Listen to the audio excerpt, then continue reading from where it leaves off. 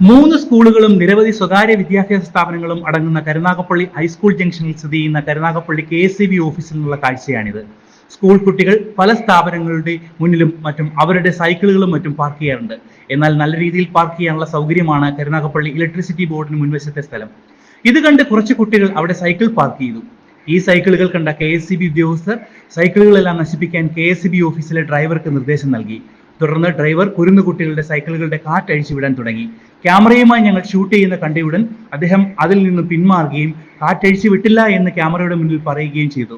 തുടർന്ന് ഉദ്യോഗസ്ഥർ എല്ലാത്തിന്റെയും കാറ്റഴിച്ചു വിട്ടോ എന്ന് ചോദിച്ചപ്പോൾ കാറ്റടിച്ചു വിട്ടു എന്നായിരുന്നു ഡ്രൈവർ പറഞ്ഞ മറുപടി.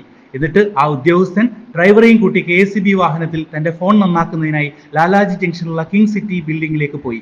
സ്ഥലമില്ലാത്ത കാരണത്താലോ അല്ലെങ്കിൽ കുട്ടികളുടെ സൗകര്യത്തിനോ ആയിരിക്കും അവർ സൈക്കിൾ KSEBയുടെ മുൻവശത്ത് പാർക്ക് ചെയ്തത്. കുരുന്നുകളോട് ക്രൂരത കാണിക്കുന്ന ഇത്തരം ഉദ്യോഗസ്ഥർക്ക് മക്കളുണ്ടോ എന്നും ഈ സമയത്ത് ഞങ്ങൾക്ക് ചോദിക്കേണ്ടി വരും. അരുൺ കോളശ്ശേരിൽ, സഹ്യ ന്യൂസ്, കൊല്ലം.